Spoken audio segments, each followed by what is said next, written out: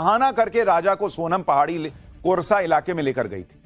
यहां प्लान के मुताबिक तीनों सुपारी किलर्स राजा और सोनम से मिले, जिसके बाद सुपारी किलर्स भी सोनम और राजा के साथ पहाड़ी पर पहुंचे। इस दौरान पहाड़ पर चढ़ते चढ़ते आरोपी थक गए तो उन्होंने राजा की हत्या करने से मना कर दिया, कहा जा रहा है। इसके बाद सोनम ने इन जो किलर्स थे इन्हें 20 लाख रुपए का ऑफर दिया, कहा जा रहा है, और कहा कि मारना तो पड़ेगा ही, मारोगे कैसे नहीं, 20 लाख रुपया दूंगी। इसके बाद सोनम ने राजा के पर्स से निकालकर 15,000 रुपए हत्यारों को दे दिए। आप सोचिए क्या ही महिला है ये, जो आरोप लग रहे हैं इस पर कि मतलब किलर कह रहा है कि मैं नहीं और चढ़ पाऊंगा, मैं नहीं मार पाऊंगा, तो करिए 20 लाख रुपया और दूंगी, मारोगे कैसे नहीं तुम। और फिर उसी आदमी अपने पति के पर्स से पैसा निकाल के 15,000 दे रही है हत्यारों को कि मारो इसको। इस दौरान जैसे ही सुनसान जगह पड़ी, सोनम ने कातिलों को ऑर्डर दिया और कहा कि मार दो इसे। इसके बाद एक सुपारी किलर ने राजा के सिर पर पीछे से वार कर दिया, लेकिन राजा उससे भिड़ गया। तभी राजा के सिर के आगे एक और वार किया गया और राजा लहूलुहान होकर जमीन पर गिर गया।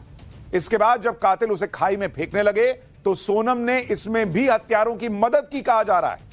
पुलिस सूत्रों के मुताबिक जिस वक्त राजा को खाई में फेंका गया उस वक्त वो जिंदा था। आप सोचिए बॉस, आपने ऐसी कहानी फिल्मों में सुनी होगी कि भाई इस तरीके से किसी को मार दिया बॉयफ्रेंड के साथ मिलके या प्लान करके। लोग शॉक्ड हैं कि क्या ही कैरेक्टर है ये सोनम, जो आरोप लग रहे हैं उसको सुन के, कि मतलब जो कातिल है वो पीछे हट जा रहा है लेकिन करिए नहीं मारना होगा। और फिर लाश उसको नीचे फेंकने में, राजा को खाई में फेंकने में मदद कर रही है। कैसा मजबूत कलेजा होगा। ये बताने के लिए कलेजा नहीं था कि मेरा अफेयर चल रहा है जो आरोप लग रहा है, मारने के लिए कलेजा था। और इसलिए मैं ये कह रहा हूं कि ये खबर देखना हर घर घर के लिए बहुत जरूरी है बॉस, कि आपके घर में चल क्या रहा है, आपकी बेटी आपका बेटा, उनके बीच क्या चल रहा है, उनके अंदर क्या पक रहा है, ये समझना बड़ा जरूरी है बॉस। पति को खाई में फेंक दिया, बताइए। और बताइए राजा पे क्या बीती होगी, इतना खुश था, उसने देखा होगा अपने आंखों के सामने कि जिस लड़की के लिए, और अभी आपको राजा का कमरा दिखाऊंगा तो आपको और एकदम दिल रोने लगेगा कि वो लड़का कितना प्यार करता था इस लड़की से, और उसने जब देखा होगा मरते मरते कि मुझे नीचे फेंक रही है लड़की, बाप रे बाप क्या बीती होगी उसमें। पति को खाई में फेंकने के बाद सोनम ने राजा के फोन से उसके सोशल मीडिया अकाउंट पे पोस्ट करके लिखा कि 7 जन्मों का साथ है। सोचिए जिस पति के साथ 7 जन्मों का साथ निभाने की कसमें खाई थी, उस पति को लहूलुहान करके खाई में जिंदा फेंक दिया, जिसके कई दिनों बाद राजा की सड़ी गली हालत में लाश मिली। और दिमाग देखिए कि उससे उसी के मोबाइल से पोस्ट कर रही है कि 7 जन्मों का साथ है, ताकि किसी को शक ना हो कि पत्नी ऐसा कर सकती है। शिलोंग में राजा रघुवंशी की बॉडी वी सॉन्ग डोंग वाटरफॉल के पास मिली थी। शिलोंग में टाइम्स नाउ नवभारत की टीम भी मौजूद है। टाइम्स नाउ नवभारत की टीम उस इलाके में पहुंची जिस इलाके में सोनम राजा रघुवंशी को लेकर गई थी। ये वो इलाका है, देखिए बॉस, ये वो जगह है जहां बहुत कम टूरिस्ट आते हैं। यहां स्थानीय गांव के विवाद के चलते टूरिस्ट लिमिटेड आते हैं। हमारी टीम इस इलाके में पहुंची और वहां ज्यादातर इलाका सुनसान था। सुनसान जंगलों वाले इस इलाके से हमारे सहयोगी गौरव और पूजा की रिपोर्ट आपको दिखाता हूं, जो आपको बताएगी, आपको यह अंदाजा करने में मदद देगी कि उस वक्त राजा रघुवंशी के साथ क्या हुआ होगा। देखिए एक्सक्लूसिव रिपोर्ट। तो कुल मिलाकर इसी तरीके से राजा रघुवंशी इन वादियों को निहार रहा था और वो उम्मीद लगाए बैठा था कि आने वाला उसका वैवाहिक जीवन कैसे होगा, कैसे वो अपने जीवन को आगे बढ़ाएगा। जितने सोशल मीडिया पर वीडियो उसके परिवार के साथ है, उसकी खुशी शायद आसमान पर है कि वो सोनम रघुवंशी से शादी कर रहा है। लेकिन उसको नहीं पता था कि सोनम रघुवंशी वो एक दुल्हन जिसके मन में एक कातिलाना साजिश चल रही है, वो इन्हीं वादियों में हमला करवाकर सुपारी किलर से उसकी लाश को यहाँ पर इस तरीके से लावारिस फेंक कर अपने ही विधवा होने का प्लान रख गई। उसके पास से ये हथियार मिला, ये देसी हथियार जिसको मेघालय के इलाके में डॉब बोलते हैं। ये एक तरह की कुल्हाड़ी है।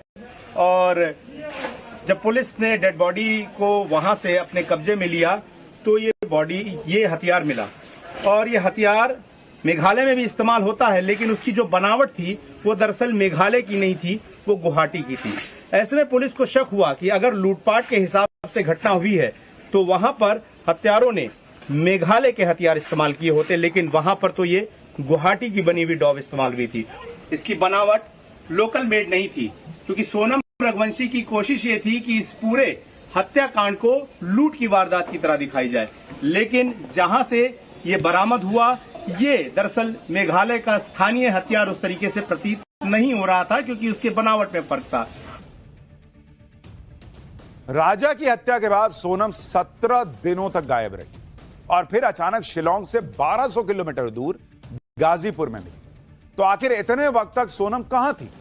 अब इसको लेकर भी बेहद चौंकाने वाला खुलासा हुआ है। शिलांग पुलिस के सूत्रों के मुताबिक 23 मई को पति राजा के मर्डर के बाद सोनम तीनों हत्यारों के साथ वापस शिलांग लौटी। शिलांग से वो सिलीगुड़ी गई कहा जा रहा है। 25 मई को सिलीगुड़ी से ट्रेन के जरिए वो इंदौर पहुंची थी, यह भी दावा किया जा रहा है कुछ रिपोर्ट्स में। सूत्रों के मुताबिक सोनम इंदौर में किराए के कमरे में रुकी थी। प्लानिंग के मुताबिक सोनम इंदौर से यूपी के गाजीपुर पहुंची।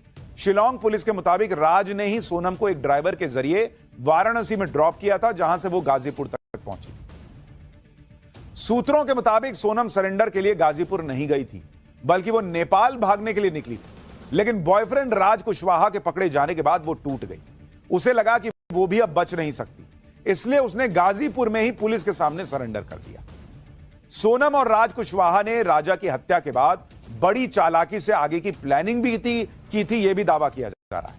लेकिन पुलिस ने दोनों की प्लानिंग फेल कर दी। सोनम की गिरफ्तारी के बाद पुलिस ने ऐसी ट्रिक लगाई कि सोनम ने सब कुछ सच सच उगल दिया। दरअसल राजा की हत्या के बाद भी सोनम और राज कुशवाहा के बीच लगातार फोन पर बातचीत हो रही थी। शिलांग पुलिस ने दोनों की कॉल रिकॉर्ड के आधार पर ही राज कुशवाहा को 8 जून की रात को गिरफ्तार किया। इसके बाद ही सोनम गाजीपुर में ढाबे पर मिली। पुलिस सूत्रों के मुताबिक सोनम के मिलने के बाद गाजीपुर में दोनों की वीडियो कॉल पर बात करवाई गई। सोनम से कहा गया कि राज कुशवाहा ने सब सच बता दिया है। इसके बाद सोनम ने भी पुलिस को सारी सच्चाई बता दी और राजा के कत्ल करने की बात कबूल कर ली, यह भी दावा किया जा रहा है। सोनम ने पुलिस पूछताछ में कबूल किया कि राजा के मर्डर के बाद सोनम और राज लगातार फोन पर टच में थे और आगे की प्लानिंग कर रहे थे। सोनम और राज का प्लान था कि सोनम गाजीपुर में ऐसी हालत में मिलेगी कि उसके साथ लूट हुई है और पति को मार दिया गया है। यही बात सोनम ने ढाबे वाले से कही थी और अब राजा के भाई ने एक बड़ा दावा कर दिया है। उनके मुताबिक राज कुशवाहा यूपी का रहने वाला है। राज ने ही सोनम को गाजीपुर में सरेंडर करने का सुझाव दिया था। गाजीपुर में सोनम राज के घर पर ही रुकी थी। यानी कहा जा रहा है कि पहले प्लान यह था कि सोनम जो है वो फरार हो जाएगी, नेपाल चली जाएगी। लेकिन बाद में जो है जब ये लगने लगा कि और लोग अरेस्ट हो रहे हैं, तो राज ने ये सुझाव दिया कि भाई ये गाजीपुर वाला काम करो। और तब तक जब राज अरेस्ट हो गया तो सोनम को भी लगा कि वो पकड़ी जाएगी और उसने ये काम कर दिया। आप सुनिए राजा के भाई को। देखिए, राज बेकसूर होता कभी तो दिन रात सोनम से बात नहीं करता। सोनम दिन रात उससे बात नहीं करती, घंटों घंटों बात कर रही है, तो कौन सा बेकसूर काम कर रही है। दूसरी बात, 23 तारीख से लेकर अभी तक में अपने करीब 7 तारीख तक में जो है सोनम दिन भर बात करती थी, उससे करती थी, पापा घंटे बात करी है। और हमको जहाँ तक पता है जहाँ सोनम मिली है वो उसी जगह पे राज का घर भी हुई है। उसी घर रुकी हो गया तो वो कि सोनम जो जहाँ रुकी थी, जो राज का घर है, राज का जो घर है प्रॉपर घर उसका उधर ही यूपी में ही है जहाँ पे रुकी थी। हमको यकीन है, हमको दमते ये भी पुलिस से यही मांगते करते हैं तो वहाँ पे जाके सब जाँच की जाए ये रुकी कहाँ थी। इधर पुलिस की जांच में सोनम पर बड़े बड़े खुलासे हो रहे हैं। उधर सोनम खुद को पीड़ित बता रही। रविवार को जब सोनम गाजीपुर के ढाबे पर मिली तो थोड़ी बदहवास से दिख रही थी, लेकिन अब सोनम की जो ताजा तस्वीरें आई हैं उसमें सोनम की बॉडी लैंग्वेज अलग है। जैसे ये वीडियो देखिए, ये पटना के फुलवारी शरीफ थाने का वीडियो है। वीडियो में सोनम का चेहरा ढका हुआ है। पुलिस स्टेशन में सोनम की बॉडी लैंग्वेज काफी डिफेंसिव लग रही। उसने चेहरा नीचे लटकाया हुआ है, किसी से आंख मिलाने से भी बचती नजर आई। थाने में ही सोनम का एक और वीडियो देखिए। इस वीडियो में सोनम थाने के अंदर ही एक डेस्क पर सोती हुई नजर आ रही है। पुलिस हिरासत में सोनम के बारे में जो जानकारी मिली है उसके मुताबिक सोनम ज्यादा कुछ खा पी भी नहीं रही है। सोनम किसी से बात भी नहीं कर रही है। सोनम को गाजीपुर से पटना लेकर आए ड्राइवर ने बताया कि वो पूरी रात चुपचाप जागती रही। सोनम ने सिरदर्द की शिकायत की, वो लगातार पानी मांग रही थी। पुलिस की हिरासत में सोनम का एक और वीडियो आया है। यह वीडियो पटना एयरपोर्ट का है। एयरपोर्ट पर सोनम सामान्य तरीके से खड़ी है, उसका चेहरा मास्क से ढका हुआ है। एयरपोर्ट पर उसकी बॉडी लैंग्वेज एकदम सामान्य दिखी। मेघालय पुलिस की टीम सोनम को पटना से कोलकाता और कोलकाता से गुवाहाटी ले जाएगी। गुवाहाटी से फिर आगे उसे शिलांग ले जाएगा। एयरपोर्ट पर जब सोनम से सवाल किया गया तो वो चुप रही, उसने कुछ नहीं बोला। एक बार देखिए वहां क्या हुआ।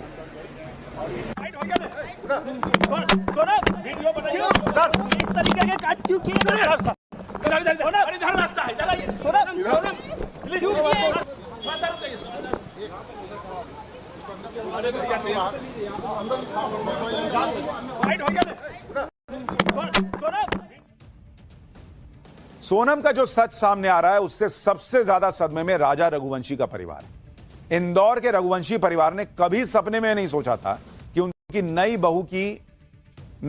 बहू ही उनका बेटा छीन लेगी, घर बर्बाद कर देगी। रघुवंशी परिवार तो सोनम के परिवार में आने से बहुत खुश था।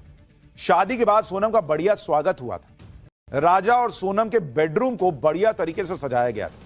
आप ये जो बेडरूम में सजावट देख रहे हैं, ये शादी के दिन की सजावट बताई जा रही है। इंदौर में राजा रघुवंशी के घर से एक एक्सक्लूसिव रिपोर्ट देखिए। ये रिपोर्ट बताती कि राजा सोनम से कितना प्यार करने लगा था। राजा के परिवार ने कैसे सोनम के लिए खास तैयारियां की थी। एक बार आप तस्वीरें देखिए भाई, आई लव यू लिखा हुआ है उसने सोनम के लिए बलून से दीवार पर। पूरी छत जो है वो बलून से ढकी हुई है। अब तो कई दिन हो गए तो उसमें से हवा निकल गई। एक बार ये रिपोर्ट देखिए कि राजा कितना प्यार करता था सोनम से। उसके कमरे की तस्वीरें देखिए, फिर आपको बताऊंगा कि राजा रघुवंशी के घर में सोनम से जुड़ी और कौन कौन सी चीजें अभी भी मौजूद हैं। ये राजा और सोनम का वो कमरा है जहां पर शादी के बाद ये दोनों कपल जो है एक साथ रहते थे। बाकायदा इस पूरे कमरे की अगर आप तस्वीर देखेंगे, आप अंदाजा लगा सकते हैं कि एक नवविवाहित जो जोड़े का कमरा होता है जिसे सजाया जाता है, कुछ उसी तरीके से इसे अभी भी